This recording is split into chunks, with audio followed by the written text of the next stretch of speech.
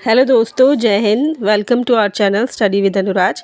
आप सभी का स्वागत है आपके अपने चैनल स्टडी विद अनुराज में, जहां हमने काफ़ी समय पहले ही स्टडी की शुरुआत कर दी थी, पर कुछ कारणवश मैं लंबे समय तक कोई वीडियो नहीं डाल पाई। जैसा कि आप सभी जानते हैं कि अभी हाल ही में एनवीएस और केवीएस एग्ज़ाम वगैरह ये सारे एग्ज़ाम्स हैं, ये कंडक्ट कराए गए हैं, जिनमें मैं भी कैंडिडेट थी। और अब आपको शायद ये पता चल गया होगा कि प्रिपरेशन के वजह से या फिर अन्य कई कारण हैं जिनकी वजह से मैं वीडियो नहीं बना पाई और अपलोड भी नहीं कर पाई। तो अब फाइनली ये सारे एग्ज़ाम्स हो चुके हैं, तो हम कुछ फ्री हो चुके हैं। और हालांकि अभी मेरे जो AEES का जो एग्ज़ाम है वो होना है, पर मुझे उसकी कोई ख़ास इतनी टेंशन है नहीं, क्योंकि इसके केवीएस वगैरह एग्ज़ाम के वजह से मैंने उसकी इतनी प्रिपरेशन नहीं की है। लेकिन फिर भी मैं वो एग्ज़ाम दूंगी, क्योंकि केवीएस की प्रिपरेशन में काफ़ी तैयारी हो चुकी है। तो मेरा जो सेंटर है वो चंडीगढ़ पड़ा है, फिर भी मैं एग्ज़ाम देने जाऊंगी। वो एक एक्सपीरियंस के लिए, एक्सपीरियंस पे आपके साथ ज़रूर शेयर करूंगी जब मैं एग्ज़ाम देकर आऊँगी AEES का। उससे पहले मैंने अब आज से NCERT पढ़ना स्टार्ट करने की सोच रही हूँ, क्योंकि हमने देख लिया है इन सभी एग्ज़ाम में कि NCERT की कितनी इम्पोर्टेंस है। और हम बुक से तो ये कवर नहीं कर सकते, इतनी सारी बुक्स हम ख़रीद भी नहीं सकते। तो इसलिए मैंने ऑनलाइन ही पढ़ करके इनके नोट्स बनाने का एक समय निकालने की कोशिश की है। अगर आप चाहते हैं इसके नोट्स बनाना, साथ में NCERT करना, तो आप मेरे साथ कर सकते हैं इन्हीं वीडियो के माध्यम से। तो चलिए ज़्यादा टाइम ना लेते हुए इसको शुरू करते हैं। आज मैंने हिस्ट्री से स्टार्ट किया है। सबसे पहले हम हिस्ट्री का जो सिलेबस है 6th क्लास का वो देखेंगे कि हिस्ट्री के 6th क्लास के सिलेबस में आखिर हमें पढ़ना क्या है। ये हिस्ट्री की बुक है 6th क्लास की, हमारे अतीत। इसका हम सिलेबस देख लेते हैं पहले, इसमें हमें पढ़ना क्या है। ये देखिए, ये सारे चैप्टर्स हैं जो हिस्ट्री की 6th क्लास की बुक में है। पहला चैप्टर है क्या, कब, कहाँ और कैसे। सेकंड है आखेट, खाद्य संग्रह से भोजन तक, जो उत्पादन तक है। आरंभिक नगर के बारे में पढ़ेंगे, क्या बताती है हमें किताबें। राजा और राज्य वगैरह के बारे में पढ़ेंगे। नए प्रश्न एवं नए विचार पढ़ेंगे। अशोक के बारे में पढ़ेंगे और एक गांव समृद्ध शहर के बारे में पढ़ेंगे। व्यापारी, राजा और तीर्थयात्री और नए साम्राज्य और राज्य के बारे में पढ़ेंगे। उसके बाद हम इमारतें, चित्र आदि इसके बारे में हम पढ़ेंगे। ये 6th क्लास की NCERT है।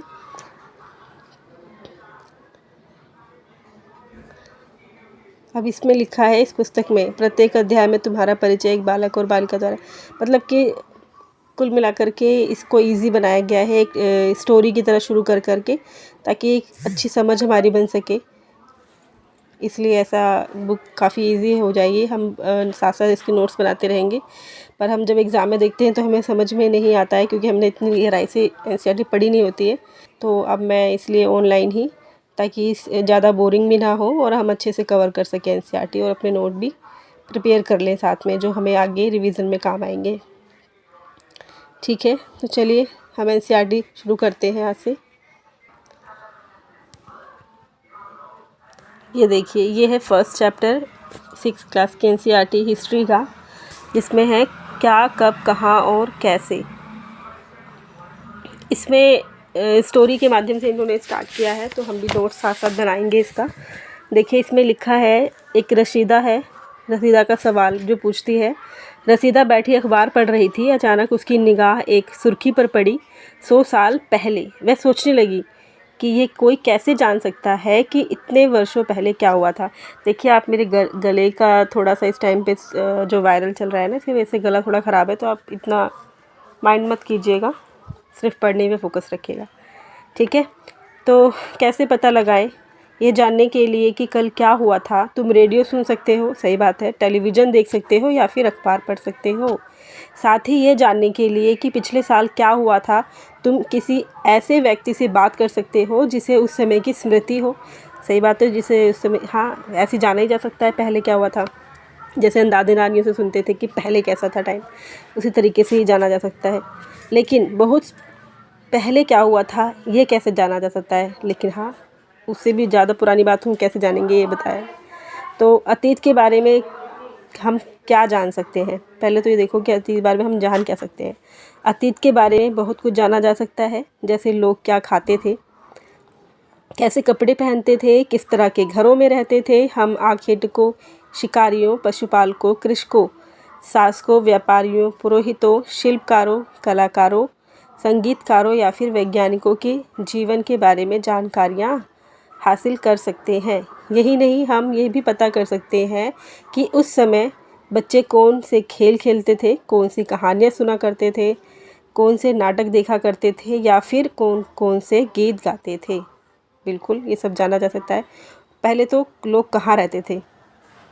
मानचित्र 1 पृष्ठ 2 में नर्मदा नदी का पता लगाओ। नर्मदा नदी देखो कहाँ है, यहाँ पे नर्मदा नदी आपको दिख रहा है क्या? एक मिनट,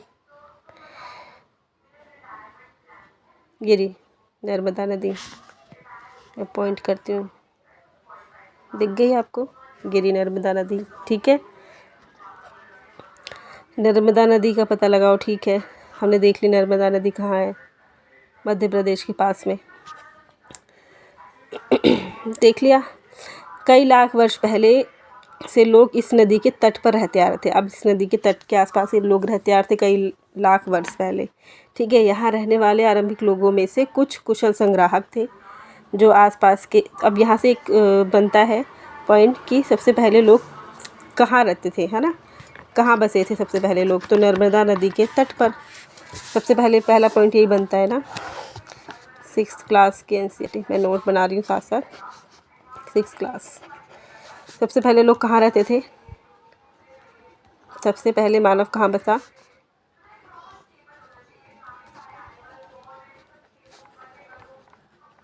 नर्मदा नदी के तट पर, है ना। तो ठीक है, यहाँ रहने वाले आरंभिक लोगों में से कुछ कुशल संग्राहक थे जो आसपास के जंगलों की विशाल संपदा से परिचित थे। अपने भोजन के लिए वे जड़ों, फलों, जंगल के अन्य उत्पादों का यहीं से संग्रह किया करते थे। वे जानवरों का आखेट यानी शिकार भी करते थे, ठीक है। अब तुम उत्तर पश्चिम की सुलेमान और किरथर की पहाड़ियों का पता लगाओ।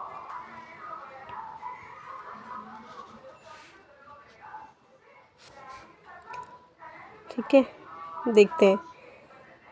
मैंने ना नेट ऑफ कर दिया ताकि ये बीच बीच में ऐड ब्रेक ना आता रहे। तो प्रश्न तो ये तो हमने कर लिया था। अब हम ये कर रहे थे, अब तुम उत्तर पश्चिम की सुलेमान और किरथर पहाड़ियों का पता लगाओ। उत्तर पश्चिम की सुलेमान और किरथर की पहाड़ियाँ।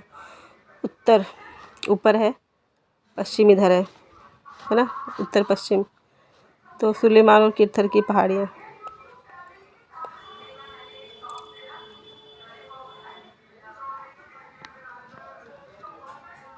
किधर है भाई? इसमें तो नहीं है, लेकिन ये इधर ही होना चाहिए ना। ये रही सुलेमान और किरथर की पहाड़ियाँ, ये रही सुलेमान और ये किरथर की पहाड़ियाँ, ठीक है।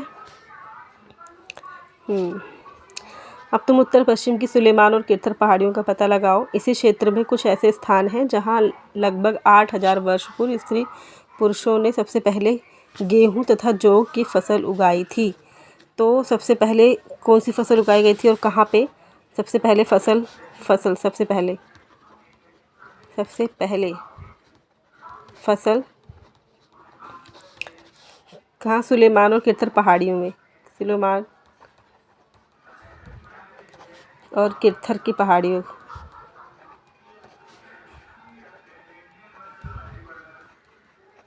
में कब के बीच ऐसे स्थान हैं जहाँ लगभग 8000 वर्ष पूर्व सबसे पहले गेहूँ और जौ, सबसे पहले कहाँ क्या उगाया गया था?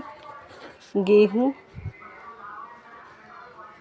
और जौ उपजाया गया था। सबसे पहले गेहूँ और जौ जैसी फसलों को उपजाना प्रारंभ किया। उन्होंने भेड़, बकरी और गाय, बैल जैसे पशुओं को पालतू बनाया। पालतू क्या बनाया? भेड़, बकरी और गाय, बैल, है ना, पशुओं को पालतू बनाना शुरू किया। ये लोग गाँवों में रहते थे।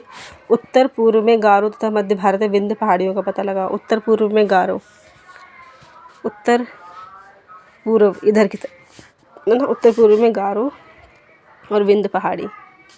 गारो और गारो पहाड़ी तो देखो ये रही गारो और विंध्य पहाड़ी, ये रही विंध्य पहाड़ी। ठीक है, देख लिया, देखा आपने?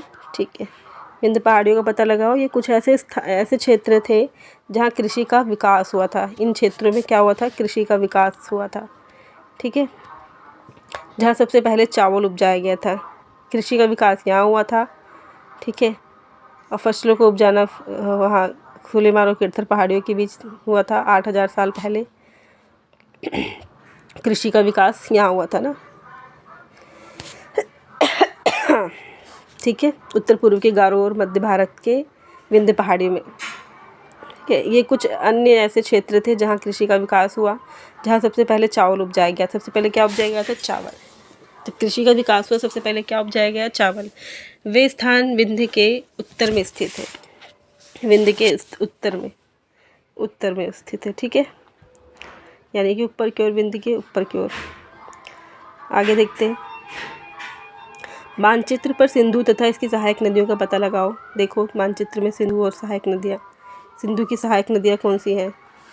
ये रही सिंधु नदी। इसकी सहायक नदी हैं झेलम, चेनाब, रावी, सतलज। ठीक है, सिंधु की सहायक नदियाँ। सहायक नदियाँ उन्हें कहते हैं जो एक बड़ी नदी में मिल जाती हैं। बिल्कुल, लगभग 4700 वर्ष पूर्व इन्हीं नदियों के किनारे कुछ आरंभिक नगर फले फूले थे। सबसे पहले इन्हीं नदियों के किनारे प्रारंभिक नगर फले फूले थे। ठीक है,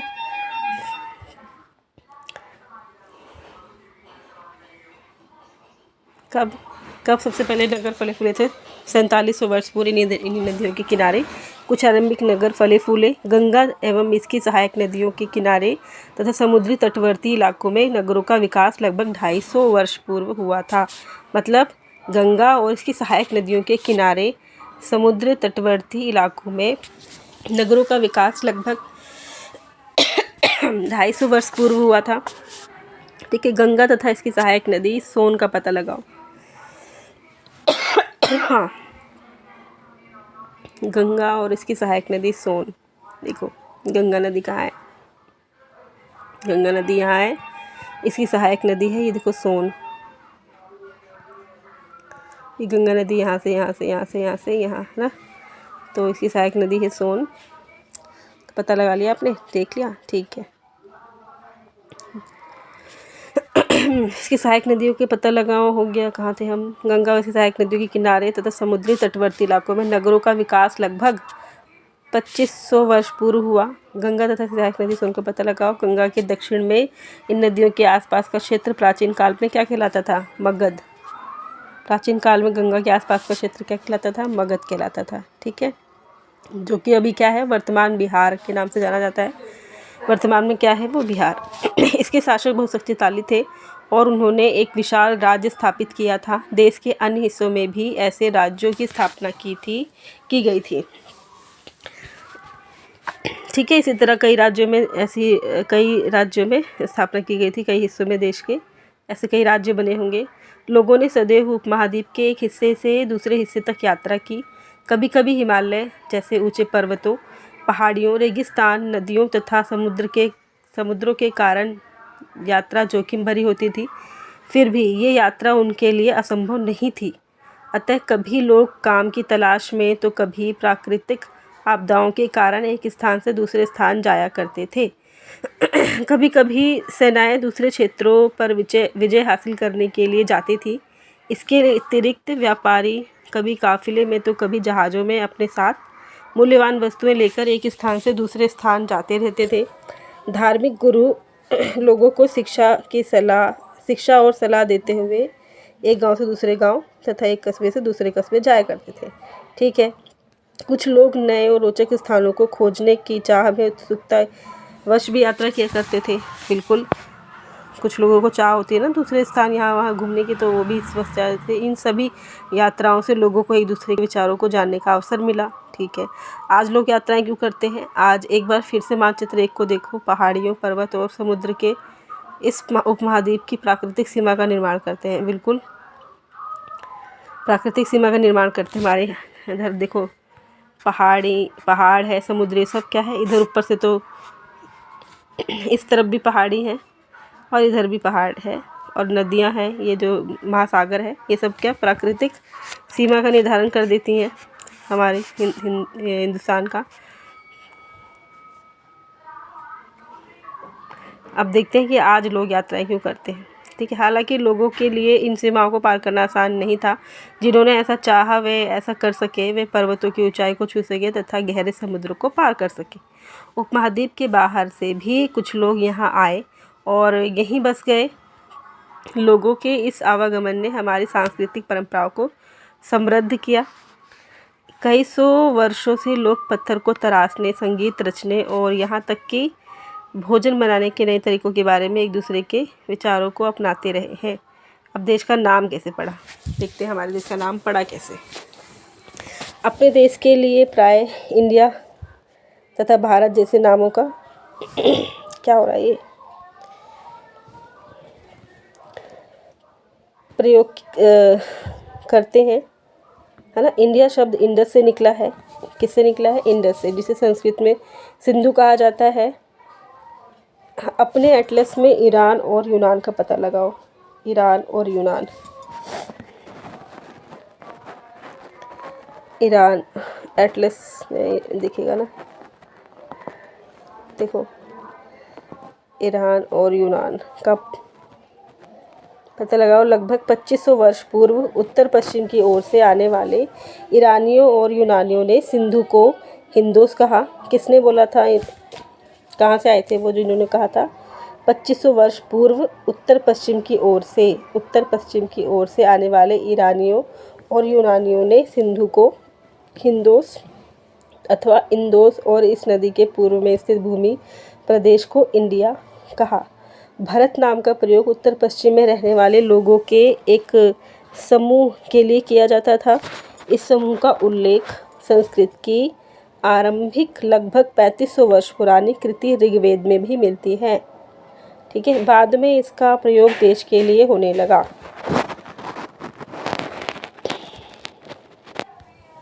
कहाँ पहुँच गए थे हम? ठीक है, यहाँ पर आ गए। बाद में इसका प्रयोग देश के लिए होने लगा। हमने देश के नाम तक पढ़ लिया है। आगे हम पढ़ेंगे अतीत के बारे में कैसे जानें। वीडियो बहुत लंबी हो जाएगी गाइस, इसलिए हम अगले वीडियो में इस चैप्टर को कंप्लीट करेंगे, क्योंकि आज मेरा गला ज़्यादा ही ख़राब है। तो आइए इस चैप्टर को हम आगे कल कंप्लीट कर लेंगे। तो वीडियो में यहीं तक साथ बने रहने के लिए धन्यवाद। Thank you so much, bye.